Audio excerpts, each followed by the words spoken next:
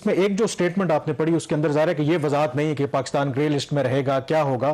तो फैटफ के प्रेसिडेंट ने उसके बाद एक प्रेस कॉन्फ्रेंस की जिसमें उन्होंने वाजे किया कि पाकिस्तान अभी ग्रे लिस्ट में रहेगा। दूसरी बात है कि मेरी इंतहाई एक अहम जो जिम्मेदार शख्स हैं उनसे इस बारे में बात हुई, वो सारे इस प्रोसेस का हिस्सा रहे हैं बर्लिन में भी। तो उनका ये कहना है कि एक वर्ड ऑफ कॉशन था उनका। सबसे पहले तो उन्होंने ये कहा कि हमारा एक जो मिजाज बन गया है कि प्री मेच्योरली हम जो सेलिब्रेट करते हैं ये हमें नहीं करना चाहिए। एक वाक़या पता नहीं होता भी है हमारे हक में, ये नहीं होता, लेकिन हमने उसमें अपने अल्लाह करे ख्यालात का इजहार कर दिया है। पाकिस्तान FATF की ग्रे लिस्ट में मौजूद रहेगा टिल अक्टूबर 2022, क्योंकि सुबह ये खबरें आ रही थी कि शायद पाकिस्तान आज निकल जाएगा। बिल्कुल ठीक बात। तो हमारे प्रॉब्लम ये है कि हम नताइज को सोचे समझे बगैर सब कुछ किए जा रहे हैं, क्योंकि ये मुमकिन है कि खास करके उन्होंने कहा कि कुछ जो शख्सियात हैं जिनको नाम भी ले लेते हैं, जिस तरह हाफिज सईद हैं जिनको हमने टेरर फाइनेंसिंग के केस में मल्टीपल सेंटेंसेस दी हैं, अब वो कहते हैं कि जो हम कहते हैं कि देखें अदालतों ने सजाएं दे दी हैं। उन्होंने कहा जो फैटिफ की डेफिनेशन है सक्सेसफुल प्रोसिक्यूशन की, वो कहते हैं कि जब तक तमाम ऑप्शन एग्जॉस्ट नहीं हो जाते, वो कहते हैं कि क्या पता कि सुप्रीम कोर्ट में जाके आप इनको रिलीफ दे दें। लेकिन साथ ही वो कह रहे हैं कि आज पाकिस्तान को ग्रे लिस्ट से नहीं निकाल रहे। आतंकी संगठनों व आतंकियों को अंतर्राष्ट्रीय फंडिंग की रोकथाम के लिए गठित फाइनेंशियल एक्शन टास्क फोर्स की ग्रे लिस्ट में पाकिस्तान अभी भी बना रहेगा। आतंकी फंडिंग रोकने के लिए पाकिस्तान सरकार द्वारा पिछले 5 वर्षों में उठाए गए कदमों की FATF के अधिकारी समीक्षा करेंगे और संतुष्ट होने पर ही पाकिस्तान पर कोई फैसला लिया जाएगा। लेकिन पाकिस्तान है कि पहले ही FATF की ग्रे लिस्ट से निकलने की खुशियां मना रहा है। पाकिस्तानी मीडिया ने खुद ही प्री मैच्योर सेलिब्रेशन को मूर्खतापूर्ण बताया है और पाकिस्तानी मीडिया ये चर्चा कर रहा है कि अभी भी हम FATF की ग्रे लिस्ट में ही बरकरार रहेंगे और हमारे मुल्क ने पहले ही इस पर खुशियां मनानी शुरू कर दी हैं। अभी FATF की टीम पाकिस्तान आकर इसकी समीक्षा करेगी कि पाकिस्तान को ग्रे लिस्ट से निकाला जाए या नहीं। दरअसल पाकिस्तान की खुशी उस वक्त मातम में बदल गई जब FATF ने पाकिस्तान को ग्रे लिस्ट में ही बरकरार रखा। तो चलिए दोस्तों, आज की वीडियो की तरफ चलते हैं। Thank you so much. Pakistan FATF की ग्रे लिस्ट में मौजूद रहेगा टिल अक्टूबर 2022, क्योंकि सुबह ये खबरें आ रही थी कि शायद पाकिस्तान आज निकल जाएगा और उसकी वजूहात क्या थी वो आपके साथ बिल्कुल शेयर करेंगे और बताएंगे कि क्या कंडीशंस थी जो लगाई गई थी और पाकिस्तान ने कितनी पूरी की। और अगर आपको याद हो, तकरीबन 3 दिन पहले भी मैंने एक वीडियो लगाई थी और उसमें मैंने यही बात की थी कि पाकिस्तान तो काफ़ी होपफुल है, लेकिन इसके बावजूद ये वाला रिजल्ट जो अभी आया है ये आ सकता है।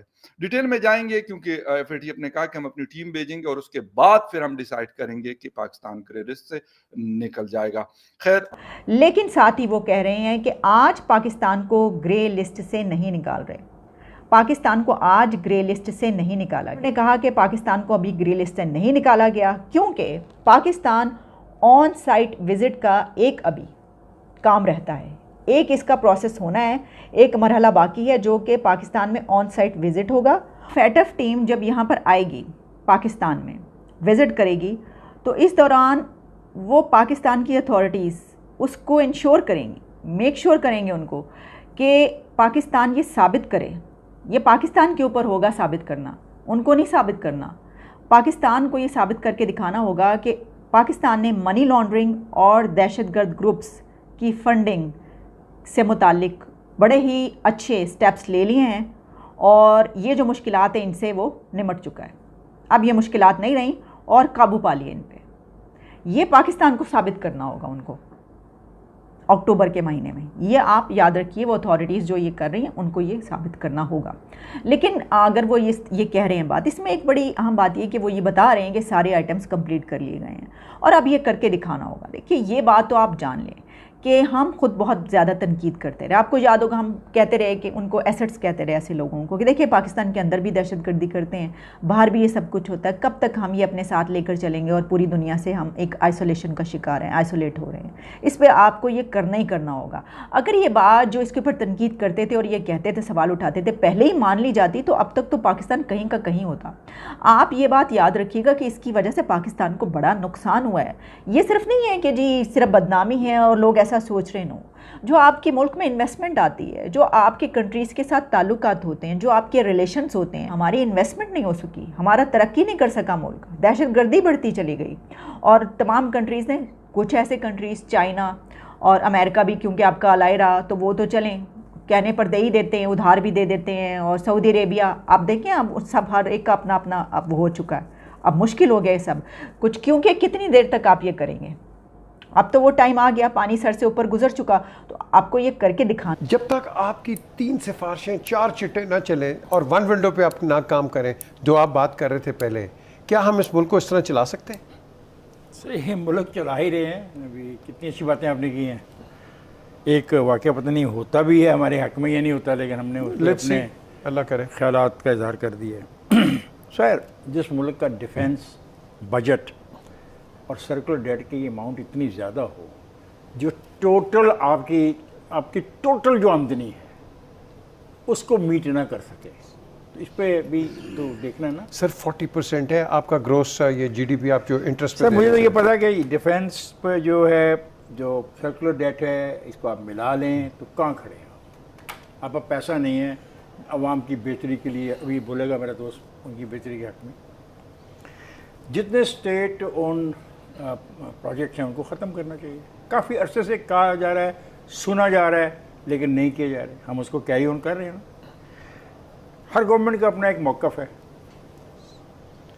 कोई सूरत हाल को चेंज करने को तैयार नहीं है। जो हमारा फ्यूल है, ये इसको हम तय नहीं कर पाए कि क्या किस किस्म का फ्यूल इस्तेमाल। मतलब हमने गैस थी वो अपने अपनी गाड़ियों में इस्तेमाल की, हमने कारें गैस पे चलानी शुरू कर दी, पता लगा गैस ही ख़त्म हो गई है। जब वो गैस पे चल रही थी, अरबों रुपए की सरमायाकारी हुई, पंप्स बने, किटें आई, कारोबार हुआ। एक दिन पता लगा ये सब बग़ैर किसी मनसूबाबंदी के था और किसी ने सोचा नहीं था कि इसके नताइज क्या निकलेंगे। ठीक बात। तो हमारे प्रॉब्लम ये है कि हम नताइज को सोचे समझे बगैर सब कुछ किए जा रहे हैं, करना चाहते हैं।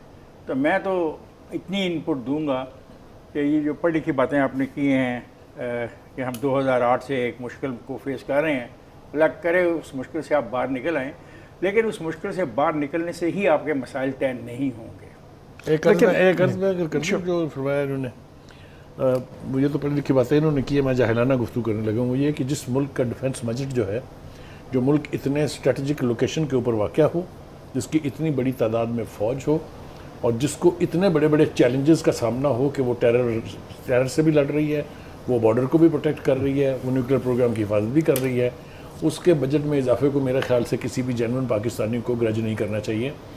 वो अलग बात है कि आप ये चाहते हैं कि उसका भी कोई हिसाब किताब हो, तो वो फ़ौज के अंदर अपना एक सिस्टम मौजूद है